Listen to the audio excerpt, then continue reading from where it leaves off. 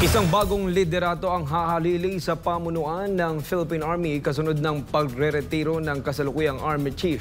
Si Paul Montibon magbabalita.